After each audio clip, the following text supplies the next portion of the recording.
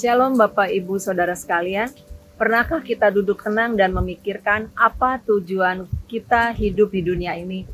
Kita tidak perlu takut atau bingung, sebab Alkitab sudah memberi jawaban yang pasti mengenai tujuan hidup kita, yaitu di dalam Yohanes 15 ayat 16. Natsnya berbunyi demikian, bukan kamu yang memilih aku, tetapi akulah yang memilih kamu.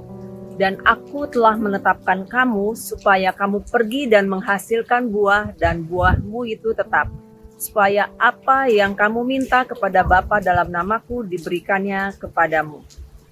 Konteks ayat ini ialah kata-kata terakhir Tuhan Yesus kepada 11 muridnya sebelum ia ditangkap dan disalib.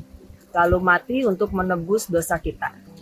Yudas Iskariot telah pergi dalam konteks ini. Percakapan ini terjadi di malam Paskah setelah Yesus membasuh kaki para murid dan mengadakan perjamuan akhir.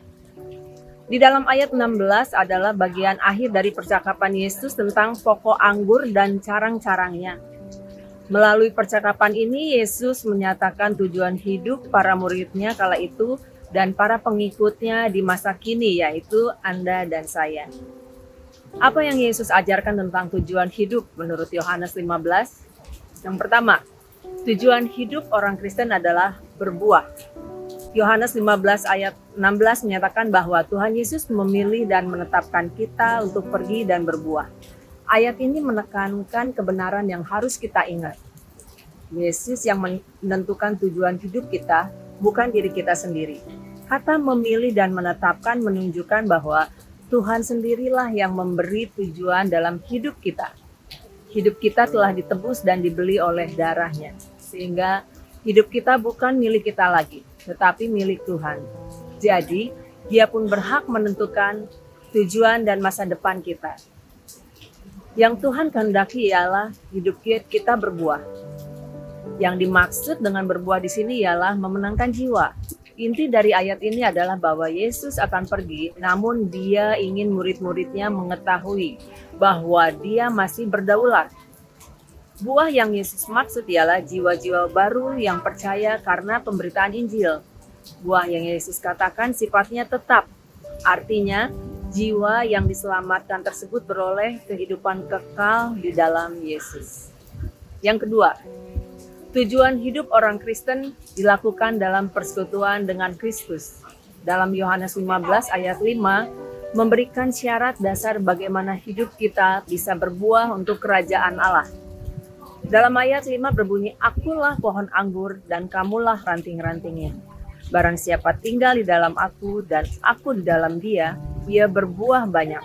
Sebab di luar aku kamu tidak dapat berbuat apa-apa. Ayat ini menggambarkan Yesus sebagai pokok anggur.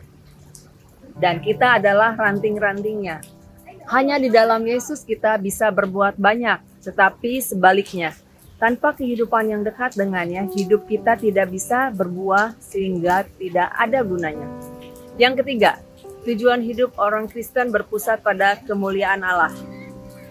Banyak orang menyangka bahwa maksud berbuah dalam Yohanes 15 menyangkut berkat materi seperti finansial, kelancaran usaha, kelimpahan materi, dan lain-lain.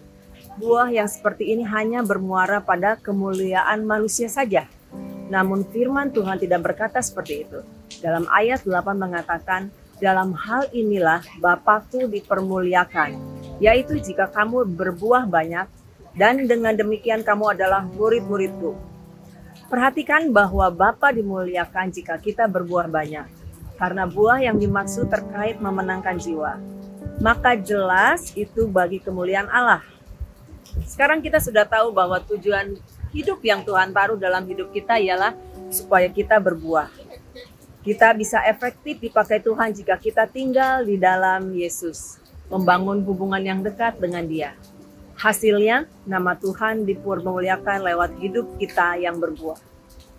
Bagi kita yang suka menanam pohon di pekarangan depan atau belakang rumah, pasti merasakan jengkelnya jika pohon yang kita rawat tidak kunjung berbuah, apalagi di musim kemarau semacam ini.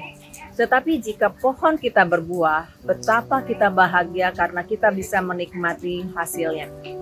Pastikan hidup kita bukan seperti pohon tanpa buah, yang mendukakan pemiliknya. tetapi menjadi pohon milik Tuhan yang subur dan berbuah untuk kemuliaan-Nya. Amin. Selamat berbuah, Tuhan Yesus memberkati.